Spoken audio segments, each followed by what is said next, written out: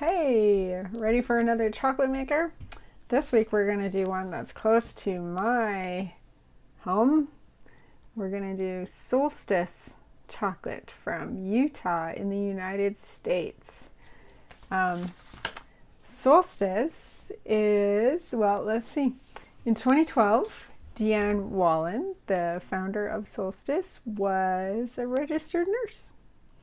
In 2013, she was a full-time chocolate maker. So, how did she get there? So, she says that her journey to chocolate was all about her complete love for chocolate.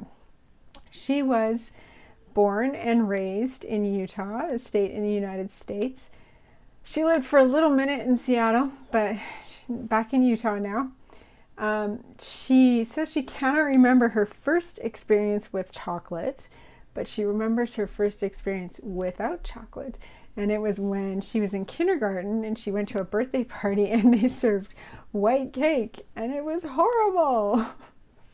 So in her house, she grew up with almost every dessert and treat having chocolate in it. She has memories of making chocolates with her grandma, who taught her how to hand temper. And her journey started kind of the same way, generational, with her making chocolates with her daughters. She has 4, with her daughters for holidays to give us gifts. Finally, just getting more curious and working with chocolate over time, they thought, I wonder if we could make our own chocolate. So in 2013, they made their own chocolate and they started selling it at farmers markets, as many chocolate makers do. They started with 2 bars, her Madagascar bar and a bar that was a blend. So DeAnn has lots of interesting origin bars. She has single origin bars. Her best seller is actually called the Wasatch Bar. And for those of you who don't know, Wasatch is the mountain range that runs just east of Salt Lake City. No, cocoa beans do not grow in Utah. There is no Wasatch single origin, but she calls it that because it's a blend that she makes. It's her best-selling bar. It's a blend that she makes. It sometimes changes depending on what beans are available. It's a secret how she makes it. It's a secret recipe, but that's why it's called Wasatch, in case you were wondering. She's got one, the Tanzania bar, which is made with cocoa kamili beans. She says this is her most complex bar. She actually really likes working with these beans because of the higher cocoa butter percentage, just a little over 50%, means that it flows really well in the machines. And this bar, if you've ever had it, it's interesting because it kind of tells a story as you taste it. There's a beginning, there's a middle, there's an end, and it's got such unique notes, cherries and lemon and honeysuckle, and it's a fun bar to taste if you haven't tried that one. Mine's half gone. She has a Uganda bar, and she may have been one of the first to work with Ugandan beans as a single origin in craft chocolate. She took it to the Northwest Chocolate Festival in, I don't remember what year, but when she had it there, it sold out right away because no one else had Ugandan beans. It was unique, it was something special to them, so it completely sold out. Her Madagascar bar, which I don't have any today, is a really delightful bar. Really accentuates the familiar terroir of Madagascar beans. That's her second bestseller. In 2017, it actually won at the Northwest Chocolate Festival. Out of all the Madagascar bars entered, it won the best Madagascar bar. She does have white chocolate, but she doesn't really like white chocolate. So she has brown butter white chocolate and a coconut white, I think. A coconut white, yeah. So she has those 2 white bars. They're seasonal, but she says if she's going to make white chocolate, they have to be really good because she doesn't really like white chocolate. So hence, they are really good. She also puts out these things called sweet nibs. They are nibs that have a caramelized coating around the outside, just a really light, delicate coating around the outside. The bar I'm going to open today is this one, her 54% dark milk Ghana, and she has said that this is her favorite bar. So I'm going to try this one. It looks a little different than our other packaging. I'm going to say about 9 months ago now, I had the privilege of going to her factory and tasting some of her experiments with the Utah Chocolate Society. And we tried a bunch of her single origins as dark milks. And now she has those on her website if you're interested. So it was a fun time because some of them were really, I remember there was one where everyone was trying to nail down this tasting note and we couldn't quite figure it out. And so, yeah, it was a lot of fun. And now she's got them available for sale if you want to try them. So I believe her dark milk has always been a Ghana bar. I just think she's including the origin now.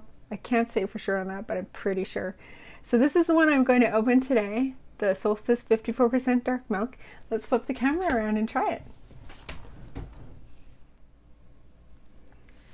Okay, so let's take a look at her bars.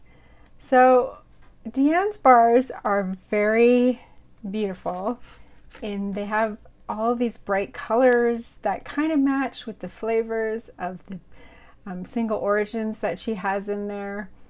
I don't know if it was the first, it's the first one I kind of recollect as having a resealable package, which I am a big fan of, because I don't know about you, but I never finish a dark, or hardly ever finish a dark chocolate bar in one sitting. So I like to be able to reseal it and keep the flavor in and keep it from contaminating anything else or keep it from melting all over everything. And that's what she said too, that she's a chocolate freak and she keeps it in her purse and her nightstand and everywhere. And the reason why she had it is because she wanted to keep it from melting in the wrong place and for portion control. So I really like that about her packaging. It's very clean, very easy to read. There's no fluff on here about a story or whatever. So it's very, very nice packaging. So let's take a look at one of them. So you have, she's telling you all the information on it that indicates that it's a quality chocolate, a fine craft bean to bar chocolate. So bean to bar chocolate, Solstice.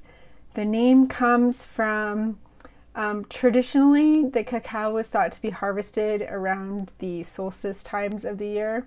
And so that's where she picked the name from. She's got the percentage on the bar. She's got the origin of the bar. On the back, there's a little map, the origin, some tasting notes, allergen information and other nutritional information.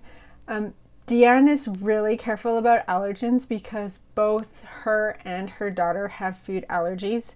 They actually carry an EpiPen, so her chocolate is really, she's really careful about that, making her chocolate. So this one's gluten-free, no soy, it's vegan, it's organic. She's got 3 ingredients here: cacao bean, cane sugar, and cocoa butter. She does add cocoa butter to her bars, which gives it a little bit more of a European feel with the mouthfeel of the chocolate, a little smoother when you eat it. This one that I'm going to be opening today, I don't know if this is just because it's so new, she's just introducing it, or if it has something to do with the worldwide situation right now. But this is a little bit different packaging, but it still tells you everything you need to know. Bean to bar, Solstice, 54%. Ghana is the origin, dark milk chocolate. This is a milk because if we look in the ingredient list, we have cacao bean, cane sugar, cocoa butter, and whole milk. So it's actually full fat toasted milk powder that she puts in this bar, which means that's going to impart some lovely flavor. It has vanilla and it also has sunflower lecithin, which is an emulsifier.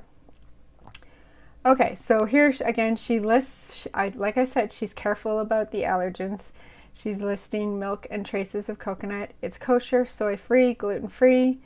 Here's the expiration date. So lots of information, but not overwhelmed by information and story and stuff like that. So very clean in the design itself. So let's open it up and taste it. Oops, there's another one here. So like I said, DeAnn actually, I've heard her say that this is actually her favorite bar, which is fun. She actually has what is called a fluid bed roaster that she uses to roast her beans. And that's a little bit different. It's less common than how most makers roast their beans. And it actually gives her the opportunity to check on the beans while they're being processed. Oh, this is another beautiful Solstice bar. Her bars always look immaculate. So this type of roaster allows her to check on the progress, which means she can do a lighter roast to get it to the final best flavor.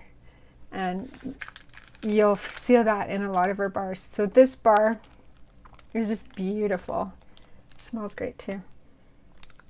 It smells great. So it's beautiful shine. Look how perfect it is. Not a bubble anywhere. Nice on the back, on the front. Let's listen to the snap. A good snap for a milk bar. It's soft because it's a milk bar, but it still has a really, really good snap. Remember, it's got the little sun on it for the Solstice. It's nice fine grain. It smells really great. So to get the aromatics to release, I'll just warm it up a little bit with my thumb and give it a smell, and we'll taste and let's talk about it. You guys, this bar is so good. You're never going to go wrong when you choose the chocolate maker's favorite. So, so good. I love this bar. So Goner beans tend to have a coconut flavor to them. You can get that. I get the coconut in the smell. I also get the toasted milk in the smell. When you taste it, it's almost like eating a s'more. You get the nice cocoa flavor. The coconut and the toasted milk almost tastes like a marshmallow. And then there's a little bit of the, you're gonna think I'm crazy, but graham cracker. This is almost like eating a s'more with just the chocolate. So it's really quite delightful. There's a little bit of spice in there in the middle, and it's just got such a nice smooth mouthfeel with that extra cocoa butter in there. I just want to eat more. I just want to stop talking and eat some more. So while I pop one more piece in my mouth, I'm going to flip the camera around and we'll finish up. So good. So good. I just want to, those are ones that I would not need a resealable wrapper for. I would just eat that bar right away.